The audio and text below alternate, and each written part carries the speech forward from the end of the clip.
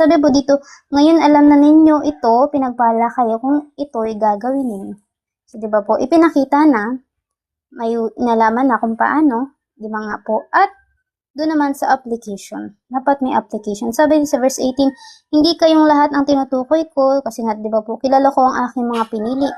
So, di ba nga po, nalalaman ng Panginoon, nababasa niya yung iniisip ng tao. So, doon pa lang sa pagpasok ni Satan sa isip ni Judas, alam na ng Panginoon nandun si Satan.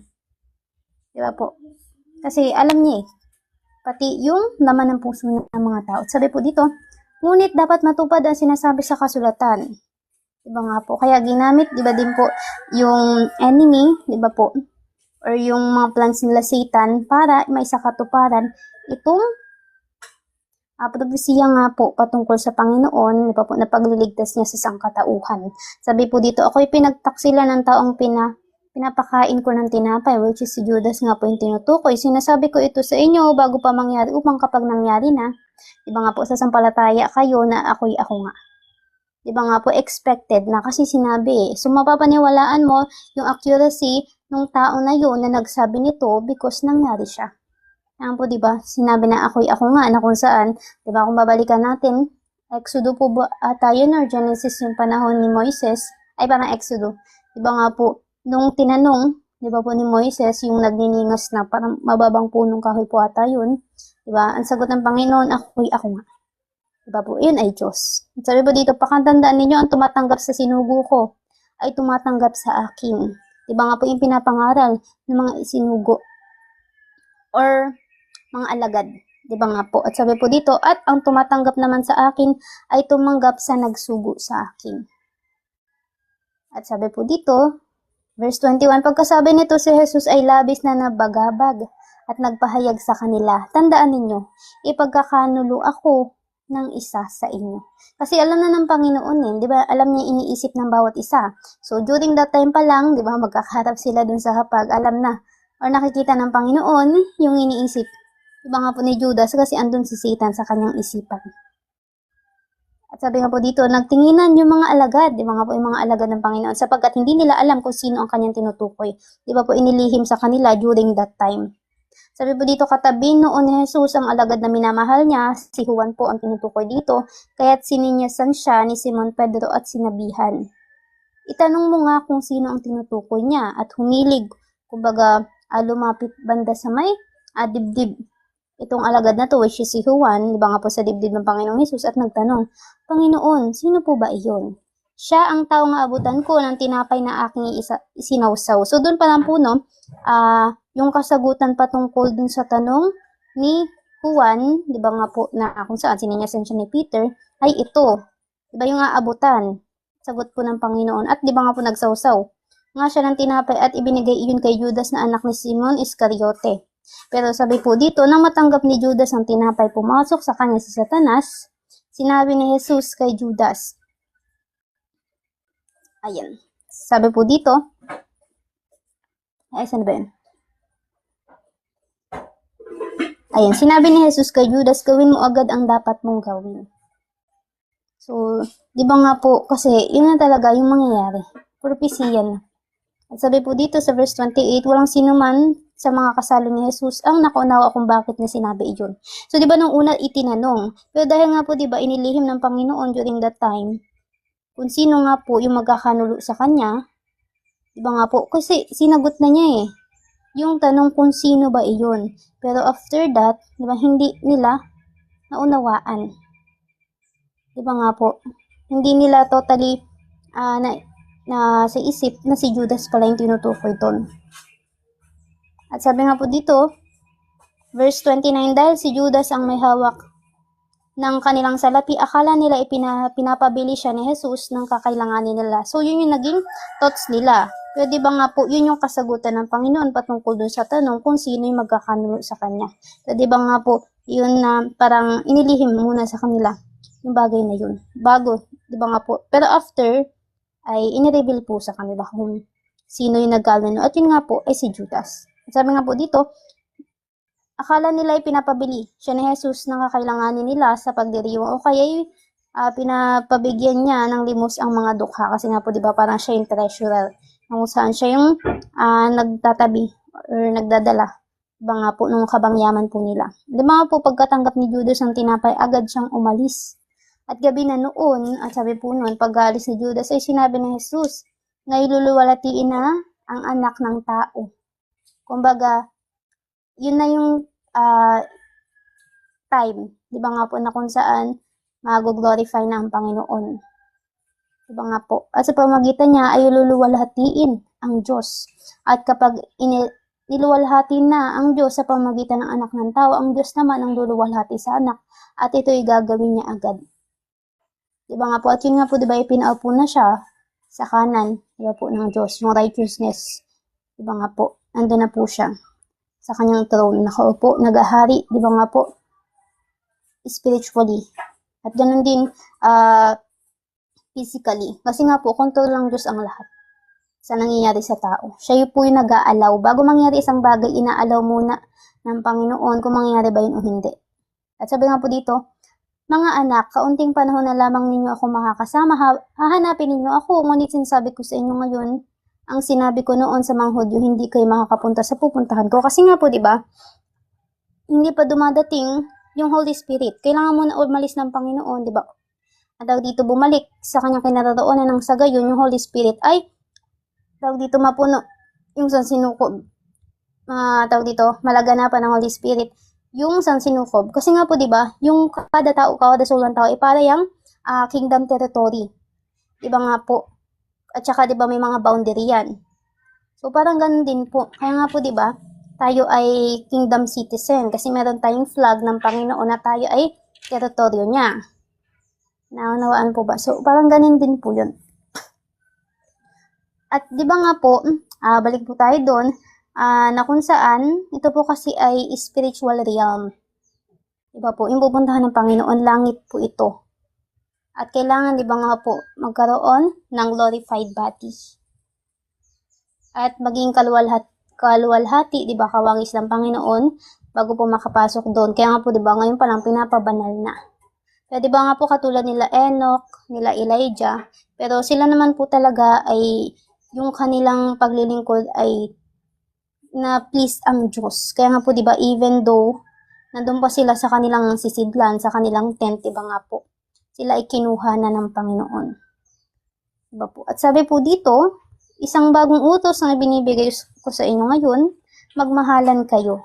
Kung paano ko kayo minahal, gayon din naman magmahalan kayo. So dun po, no, ipinakita ng Panginoon, ipinaranas ng Panginoon, diba nga po, kung paano or ano yung pagmamahal na siyang i-imitate naman po, diba nga po, at gagawin ng kanyang mga alagad. Sabi po dun, kung kayo'y may pagmamahal sa isa't isa, makikilala ng lahat na kayo'y mga alagad ko. Kasi nga po, diba, ang Panginoon yung Word of God. At diba nga po, yung kada salita ay nagmumula muna sa puso, saka lumalabas sa bibig. So, kaya nga po, diba, ang Panginoong Jesus ay love. Diba? Kasi siya ay buhat sa puso ng Panginoon. Diba nga po, bago ang tawag dito, bago mag-speak, di ba po, sa puso muna nagmumula. Siya yung Word of God, at siya din, di ba po, yung puso ng Panginoon, ng Diyos. At sabi po dito, inihayag ni Jesus ang pagkakaila ni Pedro. Sabi po dito, saan po kayo pupunta, Panginoon? Ang dami, sorry na ate. Hindi ko alam na nag-reveal, sorry na ganito. So sabi po dito, saan po kayo pupunta, Panginoon? Tanong ni Simon Pedro. Sumagot si Jesus, sa pupuntahan ko'y hindi ka makakasunod ngayon, ngunit susunod ka pagkatapos. Diba po? Pagkatapos. Kasi nga po, diba, si Peter, siya din po ay na-crucify, pero inverted naman po. Diba? Kumbaga, iniwan niya yung kanyang body dito sa mundo, at diba nga po yung soul niya, humiwalay na sa body niya, at makakapasok na siya, or makakapunta na siya doon sa lugar na kung saan nasaan ang Panginoon, kasi nga siya ay is in spirit form na. Diba nga po, kasi spiritual realm po yun eh. Yun po ay eternal world na kung saan hindi siya bound ng time, kasi dito lang naman po yun sa mundo. At sabi po dito, sumagot si Pedro, bakit po hindi ako makakasunod sa inyo ngayon? Bakit po hindi ako makakasunod sa inyo ngayon? Buhay ko may iaalay ko para sa inyo. At sumagot si Jesus, iaalay mo ang iyong buhay Iaalay mo ang iyong buhay para sa akin? Tandaan mo, bago tumilaok ang manok, 3 beses mo akong ikakaila. At kung saan, di ba, yun nga po, yung nangyari kay Peter na siyang nabanggit din ni Ate Lynn. Kasi nga po, di ba, nagkaroon siya ng takot. At hindi pa din po talaga yun yung time. Di ba nga po? Kasi may right time para sa lahat ng bagay at itinakda ng Panginoon na ganun din yung mangyayari kay Peter during that time. So dito po no, talagang ang Diyos ay control sa lahat at siya po yung nag-aalaw ng mga mangyayari. And even yung ginagawa or activities or plans ng kaaway ay, di ba nga po, nagagamit or ginamit ng Diyos upang maisakatuparan yung kanyang kalooban at plano at propesiya, di ba nga po, para iligtas, di ba nga po, ang sangkatauhan mula sa kamatayan dahil po sa kasalanan. So, yun lang po mga kapatid, pasensya na. Ang dami. Praise God. Grabe yung revelation. Grabe ang init ng Holy Spirit. Daniel, baka may gusto kang idagdag.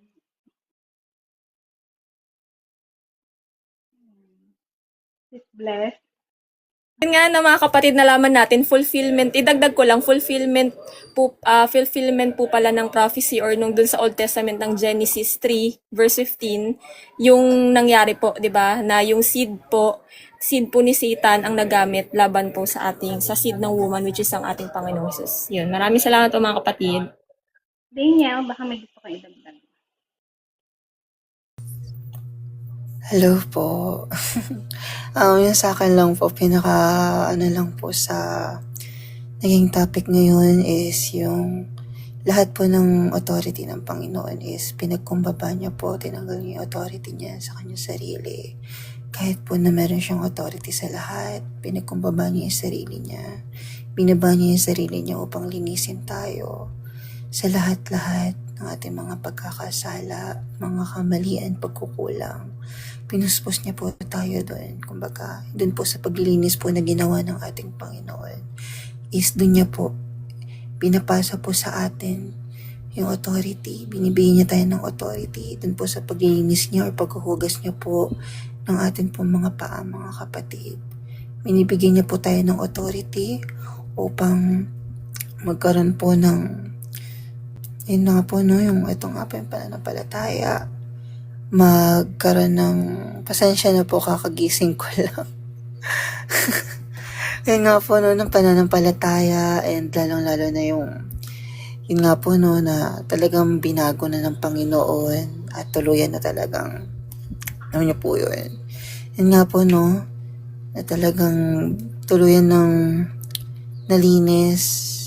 Yun nga po kasi sinabi nga po diba ni Ate Lynn kanina na kaya po ayun naging representation ng paglilinis nga po ng Panginoon doon is because araw-araw po tayo nadarapa sa pagkakasala, hindi man sa gawa, kundi sa ating mga naiisip, sa ating mga nasasabi, sa ating mga nakikita, and also sa ating mga, alam niyo po yun, yung mga unexpected na talagang out of nowhere na lang na biglang bugsh, na hindi mo na alam na nakakasala ka na pala. Kaya po, ganun yung inaano sa atin ng Panginoon na everyday cleansing, everyday repentance, kasi hindi naman po natatapos ang repentance sa iisang beses lamang, kundi araw-araw. Dahil yun nga po, araw-araw tayo nadarapa sa pagkakasala. Kaya, yun lang po mga kapatid, yung pinaka-umana sa akin dito, nakapansin po sa akin. Salamat po. Amen. And kung wala na pong mag-share, baka pwede na tayo no? Closing prayer siguro. Baka, may dadagdag pa ba kayo, Sister Dean? O sister. Si Nanay Evelyn, okay ba mag-closing prayer? Sige. Sige, Nanay. Okay. Good Lord.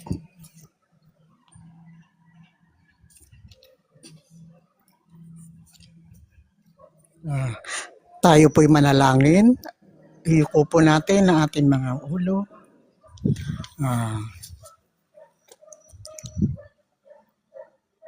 Panginoon, Ama namin nasa langit, Panginoong Hesus Kristo, banal na Espiritu na siyang gumagabay sa amin sa araw-araw. Maraming salamat po sa inyong salita na itinanim mo sa aming puso.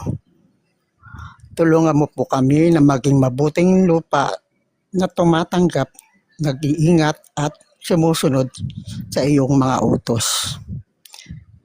Palagayin mo po ang mabubuting bunga sa amin buhay upang ikaw ay luwalhatiin at makita ng iba ang iyong kabutihan sa pamamagitan namin.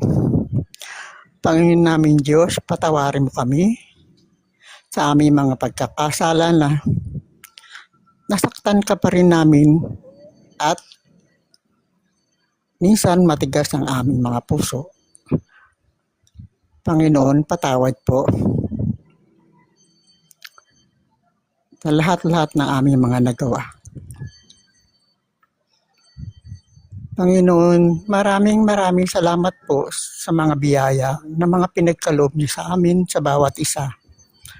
Lalong-lalo na ang kalakasan na aming mga pangangatawan. Salamat, Panginoon ko.